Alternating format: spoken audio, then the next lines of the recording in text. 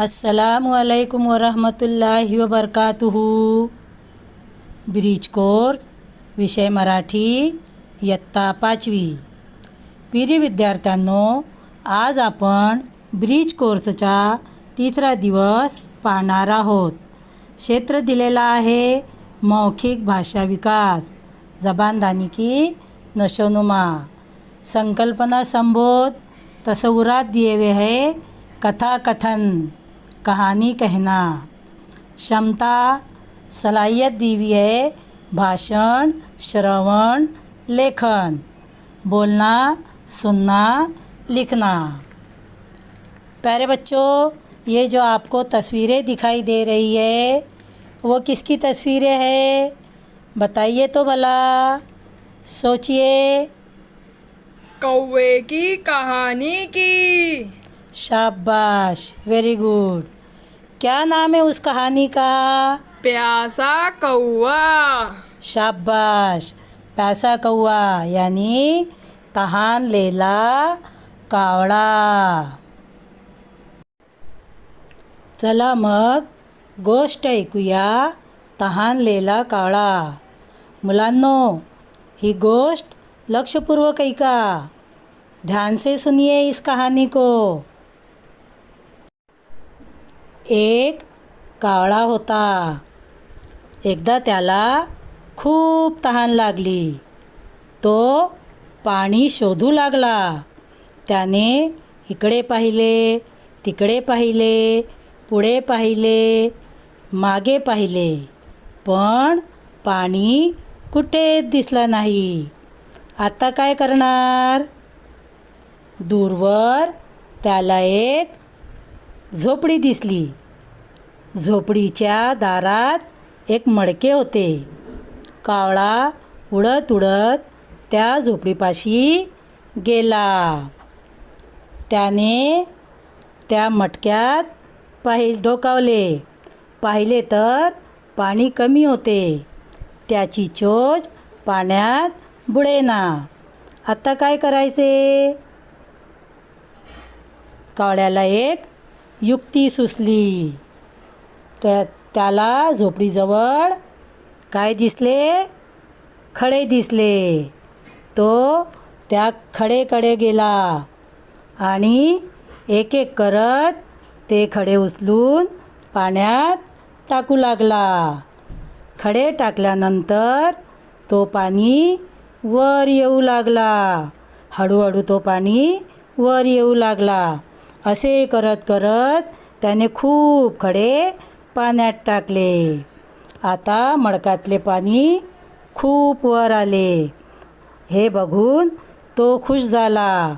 मग त्या तहानलेल्या कावळ्याने पोटभर घटघट करून पोट भरून पाणी प्याले आणि आपल्या युक्तीवर त्याला खूप अभिमान वाटला आणि तो खुश होऊन उड़ून गेला।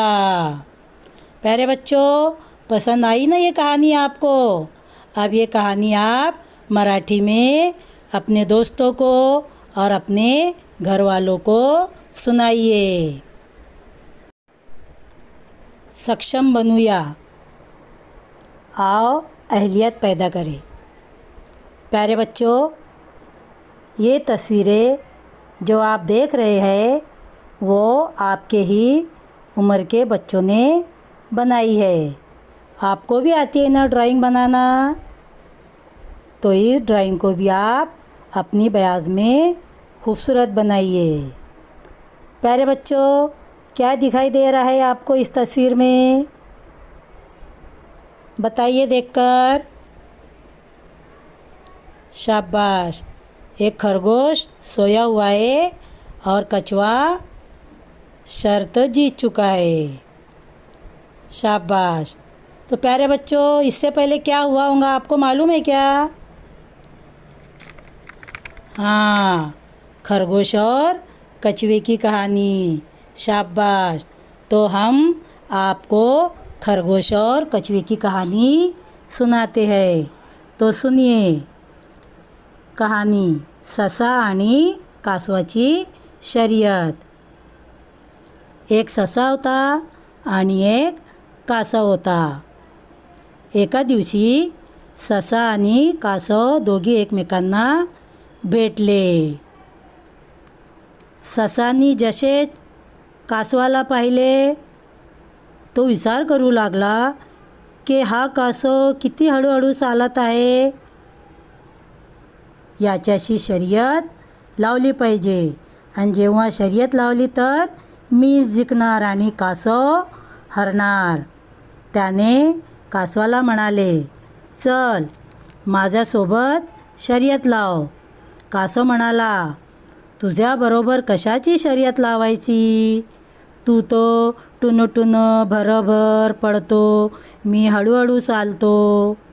ससा म्हणाला, नाही नाही, तुला माझ्याबरोबर शर्यत लावायलाच पाहिजे. कासव म्हणाला, हो चल आपण शर्यत लावू. कासव म्हणाला, उद्या सकाळी उठायचे, शर्यतीला सुरुवात करायची आणि ही जी टेकडी दिसत आहे ना त्या टेकडीवर जायचे. अशी शर्यत ठरली. दुसऱ्या दिवशी ससा आणि कासव शर्यतीला चालू झाले. शर्यतीचा चालू झाल्यावर ससा टुनटुन धावत धावत खूप पुढे निघून गेला आणि कासव हळूहळू चालत होता. थोड्या वेळाने सस्याला एक शेत दिसले. त्या शेतात खूप गाजर होते. गाजर पाहून त्या सस्याच्या तोंडात पाणी आले. त्याने मागे पाहिले, अरे आता कासव तर खूप लांब आहे. तर तो ससा काय करतो, त्या शेतात घुसतो आणि गवत आणि गाजर खूप खातो आणि खाऊन टुंब झालो असतो. आणि खाल्यावर त्याला झोप लागते, झोप येऊ लागते आणि तो झोपून जाते. इथे कासव हळूहळू हळूहळू चालत तो शर्यतीच्या ठिकाणी पोचून जातो. नंतर ससा झोपेतून उठतो आणि मागे पाहतो. मागे त्याला काहीच दिसत नाही. तो पुढे बघतो तर काय पाहतो, तो कासव त्या शर्यतीच्या ठिकाणी पोचलेला आहे. त्याला खूप अफसोस होते आणि काय करते ते, अरे मी झोपून गेला होता ना, म्हणून मी ही शर्यत हारली. आणि तो कासव शर्यत जिंकला आणि कासवाने ती शर्यत जिंकली. इसलिए प्यारे बच्चों कहा जाता है ना, जो सोया वो खोया. इसलिए हमको अपना काम धीरे धीरे अच्छी तरह से करना चाहिए, जल्दबाजी नहीं करना चाहिए. प्यारे बच्चों, इस तस्वीर में क्या दिखाई दे रहा है आपको?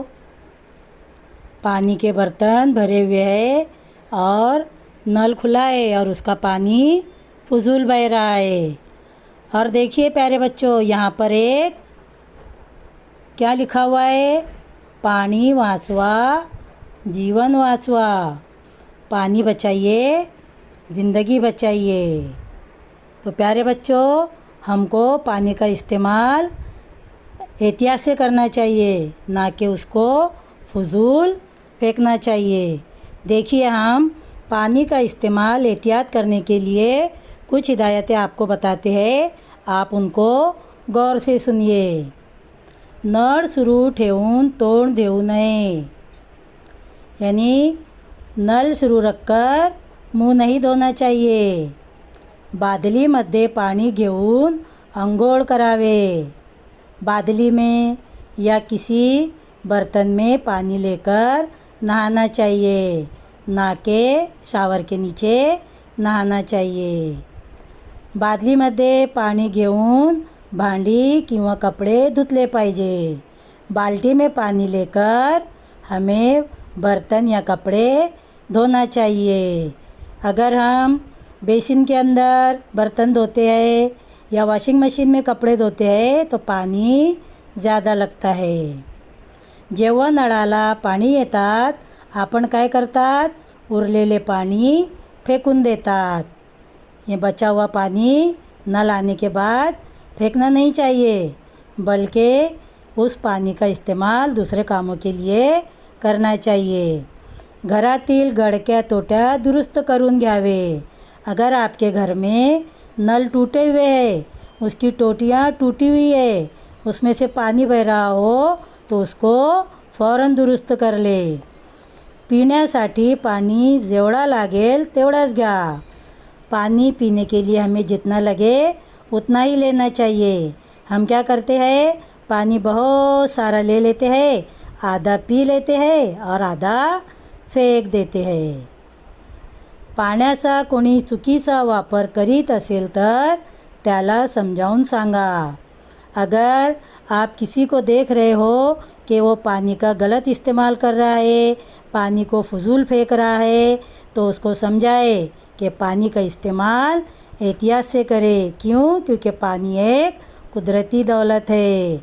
अगर वो ख़त्म हो जाएगा तो हमारे लिए परेशानी बढ़ जाएंगी। इसलिए हमको पानी का इस्तेमाल एहतियात से करना चाहिए।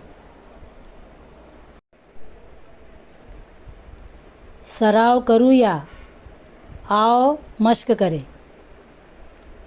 ससा आणि कासवची गोष्ट चित्र पाहून सांगा।